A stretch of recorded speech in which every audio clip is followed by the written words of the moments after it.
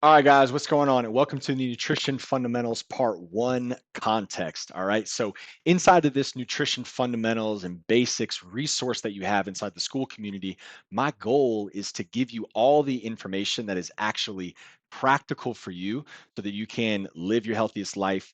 Get to the goals that you want to for your physique, your health, your performance, your longevity, all of that stuff, and do it in a way that is actually going to be sustainable for you, as opposed to just giving you some diet or some meal plan that, as soon as it runs out, you're like, what do I actually do with this information, right? What do I actually do now that I haven't, actually assimilated and understood what food is doing for my body? Okay, so throughout this process, you're going to learn everything that I know about how to eat healthy. Okay, and what I mean by everything that I know, I mean everything that actually matters. All right, so there are some things that are just information for information's sake. This is going to be everything that I can give you that's actually practical, has worked for me, myself, through my own fitness and health journey. And for all of the clients that I've ever worked with, this is how I coach them and this is how I teach them on how to actually understand what food is doing for them, what food can do for them, and how to make the changes that they want to, so they can see the long-term results that they actually want to achieve. Okay, so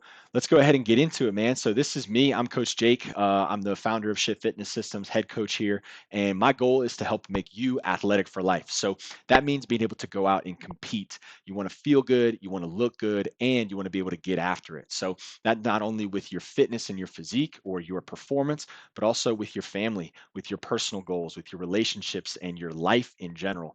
My goal is to be able to give you the tools that actually allow you to have the energy and drive and motivation and just, fucking passion for life that actually gets you to go out and do the things that you want to do. All right. And so for me, Athletic for Life encompasses that. And so let's go ahead and get into it, because nutrition is a huge part of that. All right, so we're going to be going over kind of a 5 to 6 part series here inside Nutrition Fundamentals. By the end of this, you will have all of the tools to be able to understand not only what food is doing for you, but how to make adjustments so that you can get where you want to go, and what is really going to be actually moving the needle for you. Okay, we're going to do it meal by meal. You're going to understand your macros. You're going to understand the context of things. You're going to understand what adjustments you need to make at breakfast, lunch, and dinner, and how to fine tune some pieces at the end of that. All right. So, again, by the end of this, you will know how to eat.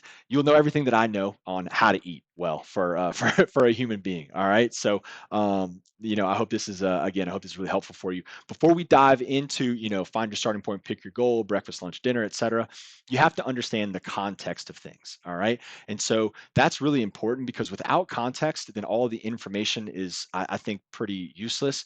And also, you're going to run into a lot of stop gaps where you have to say, okay, is this actually applicable for me in my life right now?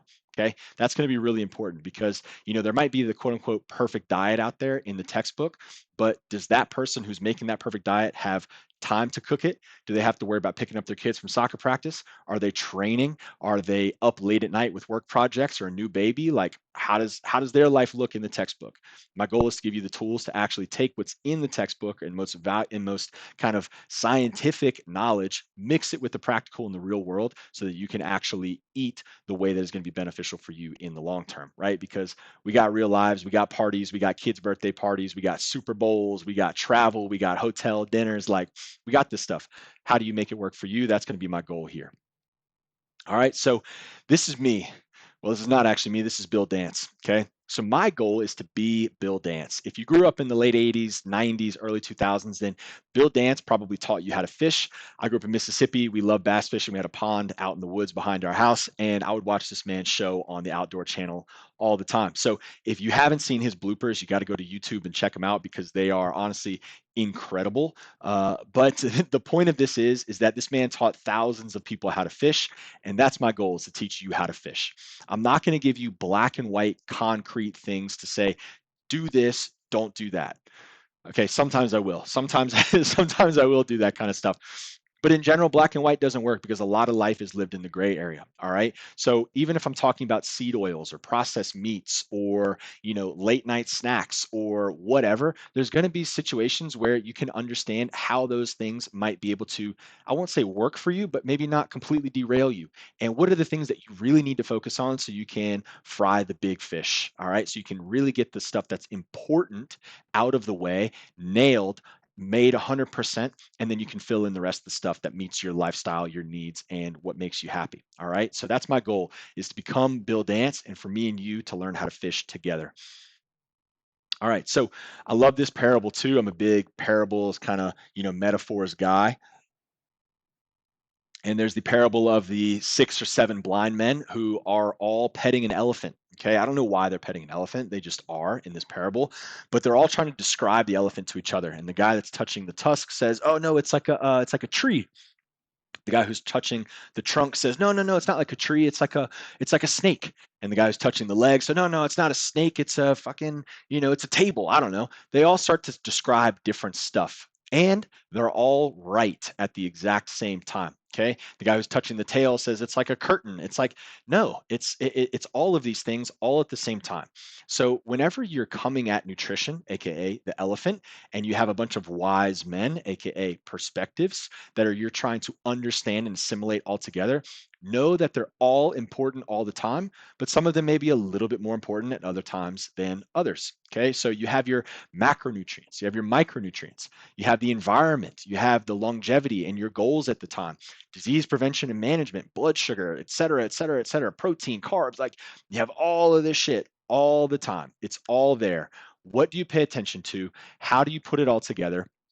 And what is actually important for you and your goals? Okay, that's my job, is to try to take all that information, all right, and put it into the package, into the elephant that actually puts it all together so that you can have real practical stuff to go forth with. Go forth. Who am I? All right, so why no hard and fast rules? Isn't, XYZ diet best for muscle gain, or isn't XYZ diet best for joint pain, or isn't XYZ diet best for fat loss or blood sugar or hormones or whatever? Yes, you're right. It all is. Okay. So when you have the liver king over here eating liver, you have the lady who only eats fruit, you have the guy who says if you eat more than once a day that you're killing your, appetite and blood sugar and hormones. You have the keto guy versus the vegan. What do you actually listen to? Okay. So there's so many factors to consider whenever it comes to actually picking the right foods for you, that the best process is going to be listening to your body and actually trying to pay attention to the things that you want to track and understand and are valuable to you, right? You have to consider what your genetic heritage is. You have to consider what your age is, your activity, your goals, your stress tolerance and adaptations, your lifestyle and your habits, time of year, environment, all of that stuff. You could either consider all of that and be like, oh my God, I have all these factors, or you can follow what we're about to do, learn how to listen to your body, and we'll be able to put it all together from there. All right. So the other thing is that here's you. All right. You're on the left. You're the ape guy. All right. 6 months later, you're standing up. 6 months later, you're walking. 6 months later, you're walking with a spear. And then now you're walking and throwing rocks and throwing, whatever, right? You're constantly evolving. You are constantly changing. What you need is going to change from Monday to Friday. What you need is going to change from January to August. These things are different. Your lifestyle is different, environment's different, schedule, goals, preferences, all of this stuff is different, guys. So saying that I'm going to just be on one diet all the time, that I'm only going to eat one way all the time, that I'm never going to do XYZ, is just, it's impractical, impossible, it's unsustainable. And it just doesn't work, man. It just doesn't work. Maybe if you were a monk on the mountaintop, or if you're literally, I don't even know, David Goggins, but times 10, then yeah, sure, you could do a certain thing all the time, no matter what. But for most people that I work with, and I'm talking 99.9%, you have to learn the rules I'm going to teach you here to make nutrition practical for you, sustainable for you, and actually give yourself some success in what it is that you're trying to accomplish. All right. So, food is not religion. All right. I am not just a Christian vegan, Christian, slash vegan for my whole life. I'm not Jewish slash, whatever it is, carnivore for my whole life. It's not just I'm in this way of thinking and doing things, and that's what I do, and that's what I do all the time, no matter what. I have seen it more so in like kind of the health and fitness wellness space, if you will, not so much with my clients personally, but where someone is like, I'm a vegan no matter what, and you look at them and they just don't look healthy, and they refuse to change what they're doing because they have already announced their quote unquote religion, or they're a carnivore and the same thing happens to them, or they're keto and the same thing happens to them. They may feel like shit, but they, will refuse to change because they have announced their dogma. All right. This actually happened to me like maybe 3.5 years ago. I became I became I was born again carnivore. No, I started listening to a lot of carnivore podcasts, carnivore doctors, reading carnivore articles, et cetera, et cetera. And I got really, really convinced of the benefits of carnivore. And I think in a certain time, in a certain place, carnivore does have benefits. But for me at that time, it was not working. And I went about 6 weeks of just eating really strict carnivore. And if you know me, or if you're anything like me, whenever you really dive into something, like that's what you do. Like I wasn't breaking, I wasn't messing around. Like I was eating carnivore and I was doing it, I think, extremely strictly. I felt okay for the first 3 weeks. I felt kinda bad for, like, a week and a half, and then for, like, 4 or 5 days, I honestly felt like shit. Like, I really did not feel good, and at the end of that 4 or 5 days, I was actually going to a rehearsal dinner for a buddy of mine. So, I went to the rehearsal dinner, and I got a filet with a sweet potato and some green beans, and I was like, "Ah, should I eat this?" Sweet potato, this is more carbs than I've had in the past 6 weeks, and it's breaking my carnivore, et cetera, et cetera. I ate the sweet potato, and I felt like a freaking superhero. I literally felt like my body had been like plugged into an outlet and I was like, I felt just so good. Like if you compare how you feel when you're sick versus how you feel when you feel really good, it really was that big of a difference. Like my energy came back, my mood was better, my vitality felt like it lifted. And you might be like, oh, dude, it was only a sweet potato. Yeah, it was only a freaking sweet potato.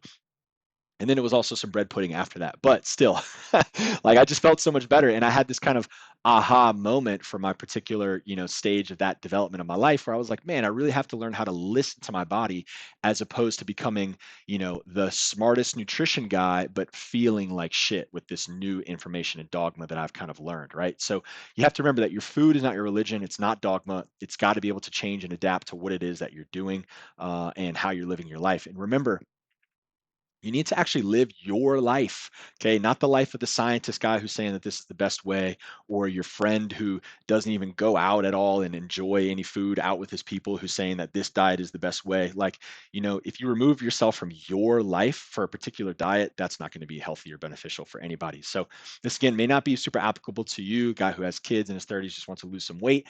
But I figured I would mention it here because, I've seen it happen. Okay. I've seen it happen with myself and people I've worked with. So, you don't want to remove yourself from awesome, delicious life simply to stick to a particular dogma. All right. So, what do we eat, man? If I don't do veganism or vegetarianism or carnivore, keto, whatever, what do I freaking eat? What's on the plate, man? All right. So, here's what we're going to do. Well, first, I would text with a buddy. He's actually in the group, and we're just talking about diet. And the way that he eats is he eats meat with a healthy fat and some fermented vegetables and some simple carbohydrates sometimes, and he feels great, zero issues. It works for him. If he goes on a bender, he doesn't feel great, and it's simple and delicious, dude.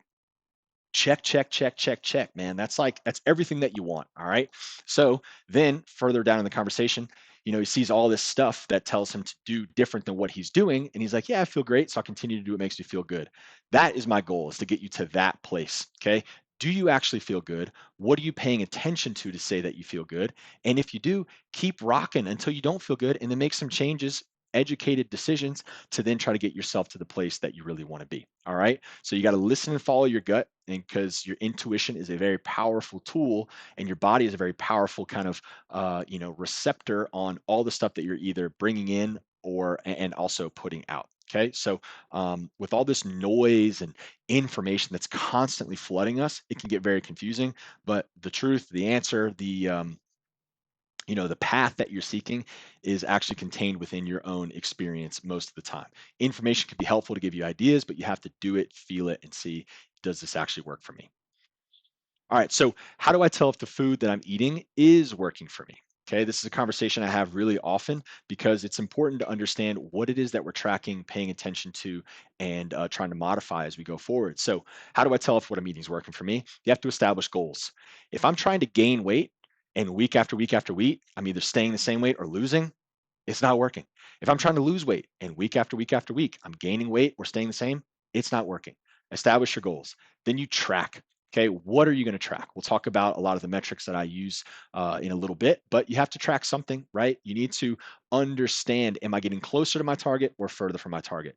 Once you have that understanding, you can then adjust from there to try to get the most results for your time and to try to understand, what is it, if what I'm doing is actually moving me in the direction that I want to. And again, too, when it comes to adjusting, if you adjust 20 things at the same time, you don't know it's going to work for you. So that's why we build small, sustainable habits, which is part of breaking down the breakfast, lunch, and dinner, meal by meal by meal, to try to get you in like a time of, you know, 10 to 16 weeks, 12 to 16 weeks to a totally new diet that is actually sustainable for you over time. All right. So the first thing that we track is going to be your energy. All right. So if you do not have good energy throughout the day, your nutrition is a problem. Okay, it's not just your sleep, and it's not just, how hard you're working or what you're doing. All of these things have factors. And again, all of this stuff is multifactorial, but you need to understand that your energy has a massive influence on not only the way that you feel, but sorry, is also massively influenced by what you're consuming. It just makes sense. If I don't eat, I don't have energy. Okay. So if I'm eating like shit and I have constantly shit energy, well, those two go together. Okay. Motivation and drive. I do believe, particularly as men, that we have an innate drive in us to, I don't want to say conquer, but to meet a challenge and to overcome it, or to constantly be seeking a challenge, to constantly be pushing for more, to learn more, to be more, do more, show up better, etc. So if your motivation is low, if your drive is constantly low, and you finding yourself just lethargic and just bleh all the time, probably the input that you're giving yourself is not very good. Now that's not just nutrition, that's your environment, that's what you're taking in on your phone, and what you're reading and thinking about, all that. But food is a huge component to this, and something you can consider is my motivation improving, is my drive improving. Libido. If you don't want to have sex, then your food is not working for you. Okay. Again, lots of factors here, but if I don't have enough energy, if I barely have enough energy to run my heart and run my digestion, then I'm not going to have much excess energy to run my engine. You know what I mean? So it's normal for guys, especially when they're under a lot of stress, especially at work and in family stuff, to lose a lot of libido. You can help overcome that and start to notice, is my libido improving through your nutritional habits. Okay. It's a real thing. You can check it out. But I'm telling you, a lot of the guys that I've worked with, maybe they're not as horny as they want to be. They start to improve their diet, start to improve their training, they start to improve their way they think. And then all of a sudden they want to get after it a little bit more often, which is great. Okay, digestion. If you're constantly, dude, I freaking love Austin Powers. If you're constantly burping after you eat, if you're farting constantly after you eat, if your stomach is always upset, if you're feeling very full all the time, then your food is not working for you. Your food does not agree with you at that time. It doesn't mean that the food is bad. It doesn't mean that you won't circle back to it and have some more later, or have that same type of food later. But it means right now, something that you're doing is not working for you. You need to pay attention to your digestion, because your digestion, like we talked, or like maybe you've heard too, your gut and your brain have a big connection. Your gut and your skin and your hormones have a big connection. So if you're not digesting your food properly and that's not going well, that has a lot of peripheral effects on your body. Your mood. Okay, we're going to go through these other ones a little bit more quickly, but if your energy is constantly fluctuating, then your mood will constantly be fluctuating. And you don't want that. You want to have not necessarily control over your mood, but be able to touch and kind of understand why you're feeling what you're feeling, and not just like, you need a Snickers, you're hungry kind of deal, right? So you're not yourself when you're hungry kind of deal. So being able to track and understand your mood and the consistency of your mood has a lot to do with your energy, and has a lot to do with the food that you're intaking as well. And again, guys, a lot of these things are kind of interrelated, but these are things that we pay attention to. I don't know if you've seen this or noticed this, but a lot of times I'll see particular people will advocate for a certain diet, and I'll look at them and I'm just like, I wouldn't want to look like that, to be honest with you. Like, it's not just the way that you train, but it's like the way that you actually look in your body. Like, do you have a good muscle mass? Do you have a good muscle tone? Are you built the way that you want to be built or not? Right? So your body composition and your muscle mass are largely indicated by your training and by your nutrition, mostly by your nutrition. Your training tells the resources where to go, but if you don't have the resources, then the body isn't built or changed. So if your body composition, your muscle mass aren't where they want to be, then it doesn't matter if your weight is good if you don't look how you want to look, right? So this is something we can pay attention to as well. Performance and recovery. If you don't know who that is, that's Carlos Nassar. He just set a world record. I think he clean and jerked like 80 something pounds. It's or maybe even 500. It's ridiculous. But anyway, so if you're not performing well in the gym, not setting new PRs, not able to really show up and push for an extra 2 to 5% every single workout, and you're not recovering, sleeping well, digesting well, all of these things, then you need to understand that your food has a massive, massive influence on your ability to do this. And in the long term, that's going to be determines what gets you results. If you can't show up to the gym and push hard and recover from that, and then push hard again tomorrow, then you won't be able to actually make progress, and then you'll be stalling. And so that's a lot of problems that we see.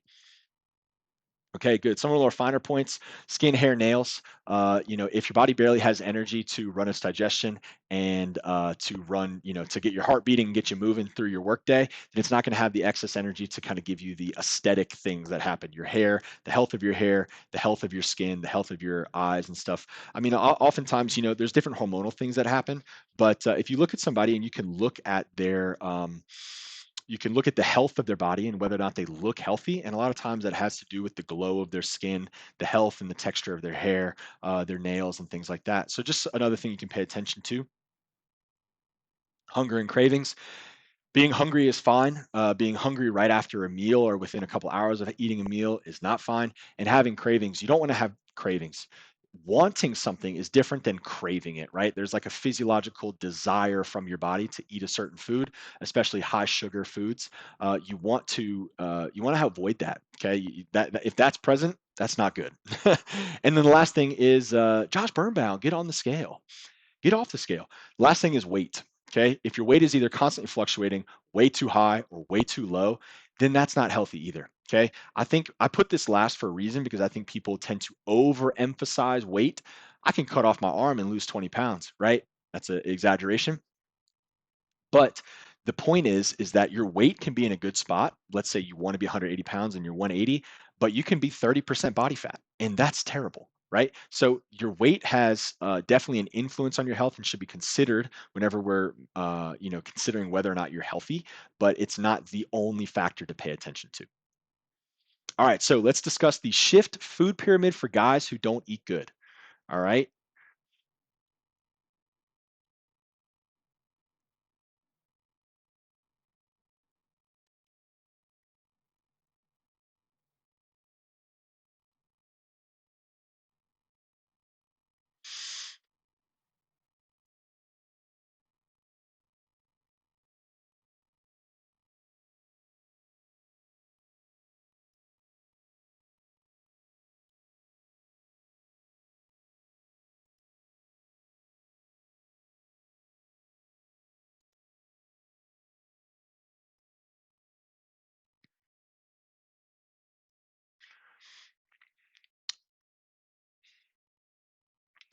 All right, so let's discuss the shift food pyramid for guys who don't eat good. And I'm a big reference guy. I love all the movies from the 90s and early 2000s. So if you haven't seen Zoolander, immediately stop this presentation and go watch it. It's a classic.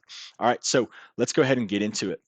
All right, so you've seen the food pyramid that you grew up with in first and second grade. It had grains at the bottom, and then milk and cheese, and then whatever else it had. This food pyramid has a little bit of that, which is going to be your macros, raw input, and your food choices.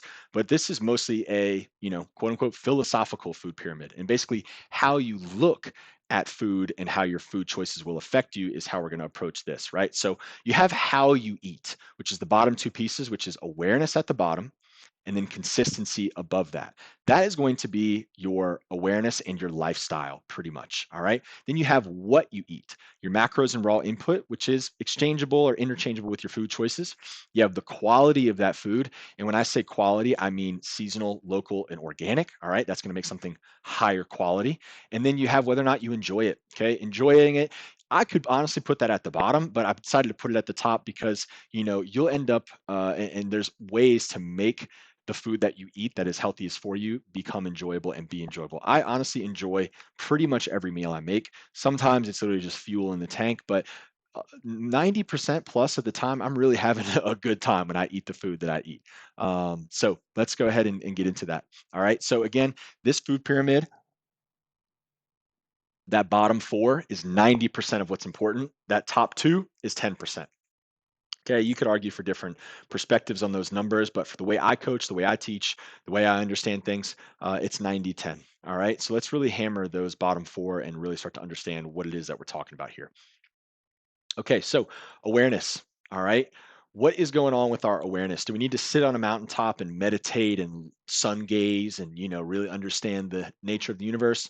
No, we don't. But we do need to know what we're eating. So we're going to do a 3-day food log, because if you don't do a food log, then you really honestly have no idea what you're eating.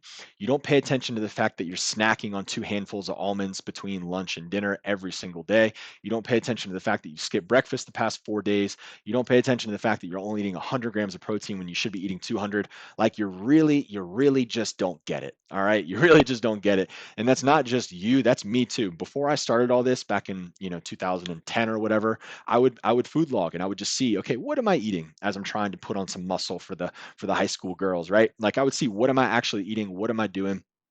Is it going to get me where I want to go? And a lot of the time you will find that what you're doing is massively separated from what you should be or want to be doing based on your goals. All right. So the food log is not complicated. We're not talking about macros or calories or anything like that yet. Especially the first food log that you do is going to really just be about, what did you eat and drink? Why did you choose to eat and drink that? And how did it make you feel after? Okay. So literally just, what are the foods that you ate? If you want to put portions, you can. We put the time that we ate it. Why did you choose this meal or foods? This starts to get you to understand a little bit about your habits, your preparation, your ability for consistency, your lifestyle, etc. And then how did it make you feel after? Understanding that my food affects how I feel. How did I feel after I ate X, Y, or Z thing? I can start to associate a certain input with a certain output. And that is crucially important for understanding the health implications and the performance implications of what you intake long term. Excuse me, consistency. All right. So consistency. It takes a long time.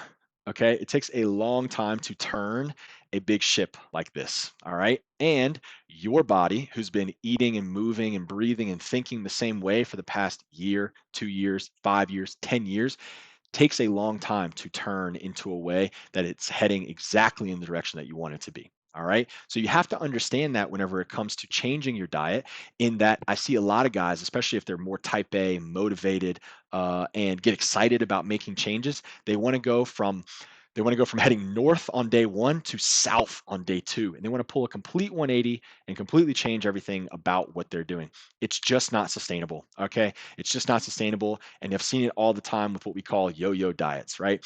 You have a beach trip coming up in 3 months. You know you need to do something different. I'm going to work out every day for 3 months and I'm going to eat chicken and broccoli. And then you do it, maybe. And then you get to the beach trip and then you come back. And then guess what? 4 weeks later, you're 10 pounds heavier than you were when you started. Your body feels like shit. And you're just like, wait, what happened? I thought I was. You got to make small changes if you want it to be consistent over time, because it's not about what you're doing. It's about who the person is that's doing it. You haven't put in the reps yet to actually build the consistency to make the new habit become a part of your lifestyle. Okay. And that just takes time. So understanding the consistency of the changes that you're making and the types of changes that you're making is crucial in understanding exactly how the body is going to respond to these things. All right. So consistency for me means similar foods in similar ratios at similar times. That's pretty much it. Same time, same food, same ratios of foods to each other. That's pretty simple. All right, macros and raw input. Okay, calories in versus calories out. It's a little bit more complicated. No, it's not. All right. Whenever it comes to the macro view of your body weight, the body composition that you have, it is about calories in, calories out. It is about macros. And that's just it. Whoever's telling you that it's more complicated than that is trying to sell you something, and they have a proprietary methodology on understanding your metabolism and whatever the fuck. Okay. That's not how it works. This is how it works. Okay. You have to get the important tasks first. I don't care if you're eating the most beautifully raised organic chicken and vegetables in the world. If you don't eat enough of it, you will not gain muscle. If you eat too much of it, you will gain body fat. It's just the way that it works. I don't care how your metabolism changes or the freaking endocrine, whatever. It doesn't matter. You have to get the big rocks in the jar first. You have to get your macros and your calories right first before you can start to worry about the ratios and the timing and the micronutrients and the et cetera, et cetera. All right. So calories are the big rocks, and then you can start to fill in the space after that. All right. So let's talk next about food choices. Okay. So food choices, we have a couple rules. All right, so rule number one, it had eyes and a heartbeat. And this is, as you can tell by the green background, things that I like to encourage people to eat and how I like them to encourage if a food is a yay food or a nay food. All right. And just because it's a nay food doesn't mean it's a never food. Shout out po' boys, pizza, and all the other good stuff that's out there in the world, donuts too. Okay, so it had eyes and a heartbeat. It got picked off a tree or pulled from the ground. Okay, guys, this is what I think of as actual food, right? It's like Cheetos are not food. Like freaking honey buns are not food. Like the prepared Hungry Mans that you see in the freezer section, to me, honestly, is not food. Like picked off a tree, pulled from the ground, it had eyes and a heartbeat. You can pronounce it. Okay, you'll see in an example that we have in a minute that there's a lot of ingredients that just are in the things that you're consuming that are very difficult to pronounce. It has one ingredient or a bunch of one ingredients. So, for example, pear, one ingredient, pear. Chicken, one ingredient, chicken. Steak, one ingredient, beef, right? Things like that. And then AMCAP, as many colors as possible. All right. That's how you make a good food choice and have a lot of colors. One ingredient, you can pronounce it, picked off a tree, pulled from the ground, it had eyes and a heartbeat. All right. And now food choices that are nay are going to be you can't pronounce it. Okay. It's got like 15 syllables and it sounds like it came out of a Japanese comic book. All right. Contains oils that aren't olive or avocado. Okay. There's lots of oils out there, soybean, corn, flaxseed, et cetera, that honestly, I think disrupt your body's metabolism and just are generally bad for you, especially in high quantities that we try to avoid. All right. And then it's made from wheat, soy, or corn. So I am a gluten-free guy, hashtag gluten-free guy. I recommend other people do the same thing. Some people it doesn't affect them, some people it does. But wheat in today's society, and like especially in America, is treated with a lot of chemicals, treated with a lot of preservatives, and it's just generally not as high quality as it is in Europe, for example. So I tell people to tend to avoid it, but again, it's not a huge thing. Soy and corn, I also try to avoid those too. But it's difficult sometimes. These are just rules that we try to be conscious of. All right, so here's an example. Here is a hot dog made by Kraft. And look at the ingredients. There's like 30 words on there: corn syrup, sodium phosphates, whatever smoke flavor is, autolyzed yeast extract. So, anyway, there's all that stuff in there. You could argue whether it's good or bad for you. But you don't need to take hot dogs out of your life. You just need to get a different kind. Okay, so this is organic Applegate beef hot dog. You can read all these ingredients. That's the difference between a yay food and a nay food, right? So it's just about removing some shit that is not going to be as easily recognized or processed by your body and replacing it with something that may be. All right. So let's move on. Okay, now we have that top 5 to 10% that we talked about at the top of the pyramid. Okay, we have seasonal, local, and organic. All right. So quick perspective on this is that again, you are a product of your environment. So if I live in South Carolina, which I do, and I live here year round, and then I go to Croatia or something like that in the middle of winter where the sun sets at 4 p.m. and doesn't rise till 8 a.m., my body is going to take quite a while to adapt to that new environment. So if I've been living in the same place and existing in the same place for a long time, then my body is more connected to my environment and the environment of that place. So eating with the seasons of that place to me just makes more sense. I try to eat food that is in season. That way it is more in harmony with the cycles of nature and the earth. Now we start to get a little in, not into the woo here, but just a little bit more into the esoteric view, if you will, of food. But I do believe that eating seasonally is going to have a positive impact on your health and the way that your body treats and assimilates the nutrients inside of a particular food. If you want help with what's in season, you can just search on Google, whatever state you live in, Louisiana, Alabama, North Carolina, whatever. uh, seasonal fruits and vegetables, and a chart like this will come up and you can kind of see that. The other way to see it is go to your local farmers market, see what vegetables are present there, fruits are present there, etc. And that's what you can shop for and have. Definitely more expensive, but just something to consider. Okay, so now local. Again, this is partly an environmental thing, but also partly just an environmental from a where you live perspective, right? Not a greenhouse kind of thing, but like a if an apple is grown in Washington and I'm over here in South Carolina and I eat it, the environment that that food was grown in and the environment that I live in and I'm adapted to and my body is expecting are totally different, right? That doesn't mean that it necessarily will be bad for me, but we're talking again about optimizing here, so I don't think it's as healthy for you. Excuse me. Plus, trying to cut down on lettuce having to travel 2,000 miles just to get to my grocery store is probably a good idea, I think, for the earth and for the world. So maybe let's consider something like that. All right. So that's the kind of stuff we're talking about with local, and then organic. All right, organic. So you're an animal, baby. You live in your environment.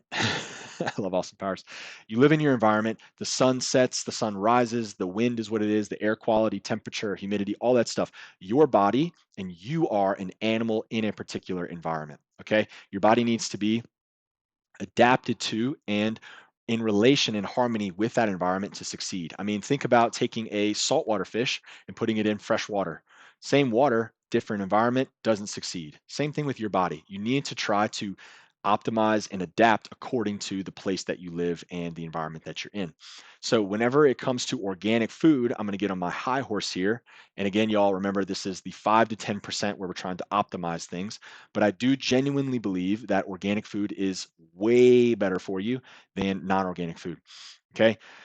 This is a picture of this kind of stuff that they spray on crops just to get bugs and rodents and mice and stuff to not eat it. And that food, that spray stays on that food, gets absorbed into the soil, gets consumed by the food, and then you eat that, and now it's in your body.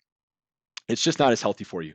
Um, and I just believe that all the herbicides, fungicides, pesticides, rodenticides, all that stuff that they spray on there just is not as good for you.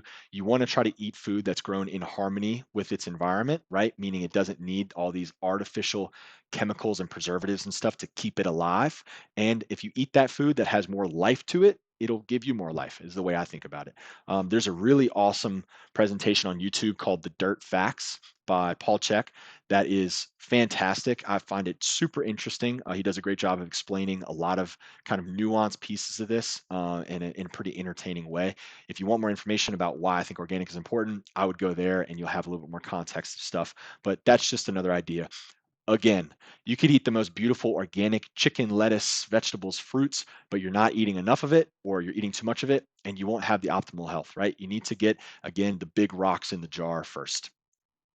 Okay, so again, guys, the whole point of this was to get you to see the forest and the frickin' trees, right? It's not just the trees, it's not just the organic or the micronutrients or the seasonal or the whatever. And it's also not just your awareness and your consistency. If you're consistently eating nerds ropes every day, then that's not going to be good. Okay, so we want to understand both perspectives. We want to have the context for the whole picture. And my goal here was to give you both the forest and the trees. All right. So this is how I see nutrition. This is going to be the lens through which we look at nutrition moving forward. And this is going to be kind of how you're able to perceive what food is doing for you, not doing for you, and the adjustments that you can make to get from it what you want. Okay. The energy, the vitality, the performance, and just the freaking gusto to go after stuff in your life that's important. All right. Because food can help you do that and it gives you energy and all the good stuff. All right, guys. So stay tuned for part two, or go ahead and go to part two. We're going to start to be working on finding your starting point and then picking your goal from there. But I hope you enjoyed this. If you have any questions or comments, please let me know. Shoot me a message, or if you watched it and you want to comment in the community, something you learned from it, and ask some questions. Let's do it. All right, guys. Peace.